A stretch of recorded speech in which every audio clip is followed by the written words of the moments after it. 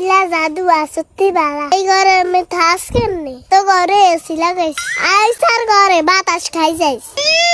AC লাগাইছে ফুটানি মারায় কদিন আগে অটিনে সাল দিহানি হতো অতীত ভুলি যাস না শেফালি অতীত ভুলি যাস না তো অতীত অনেক ভয়ঙ্কর আছিল আম্মা তুই আরম করস খাই তোরে দাবাতে না দিস তুই তোর কথা কি লাগা আসাই কি তোর ঘরে দুই বেলা খাইছি